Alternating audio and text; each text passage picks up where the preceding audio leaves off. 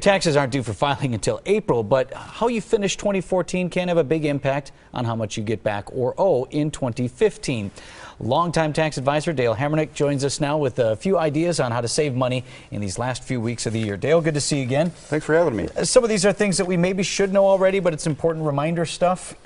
Let's start with charitable donations. If you have it in your heart to donate to a charity, good time to do that before the end of the year because then you get the write-off. Exactly. Reducing your taxes should be a year-long event, but we're running out of time here, so people are procrastinating. But the charity, especially what you guys are doing here today, donate. Donations are a charitable deduction, which will save you money on your tax return, but you also have to make sure you got proper documentation according to IRS guidelines. And again, if you want to write that off for this next thing, you got to do it by December 31st, yes. All right. Next area, something that you think about before the end of the year, your retirement accounts. Tell me a little bit about that. Well, you got an opportunity, you got a couple paychecks probably before the year end. So if you do have a company plan, maybe you can increase your deferred comps, which will save you taxable income. If you have an IRA account, maybe evaluate that. You still have till April 15th to get it funded, but you got some time to plan.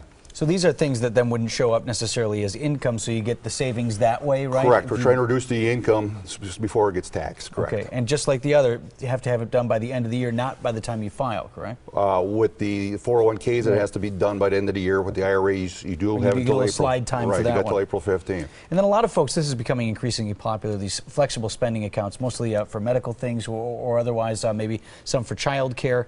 Those are things you also want to take a look at here. Correct. A lot of your bigger companies will have these pre-tax flex plans, which allow you to deduct your child care pre-taxed or your medical expenses pre-tax.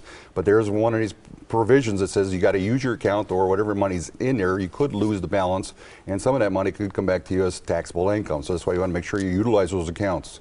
Now, the other part says there is a 2.5 month grace period that they'll give you after December 31st. So if you haven't got it done, you still need to be aware and get it taken care of by the grace period time. That makes you nervous, though. Get it done by the deadline, right? Right. don't put it off. I said there's too much going on right now, and that's what I said. That's why we suggest meet with your tax expert, plan throughout the course of the year, because it's very important. Because when you're down to the last wire, sometimes you overlook sometimes the obvious. All right, always good advice, Dale. Thanks so much, and you can find more information on these end of the year tax tips and a link on our website, tmj4.com.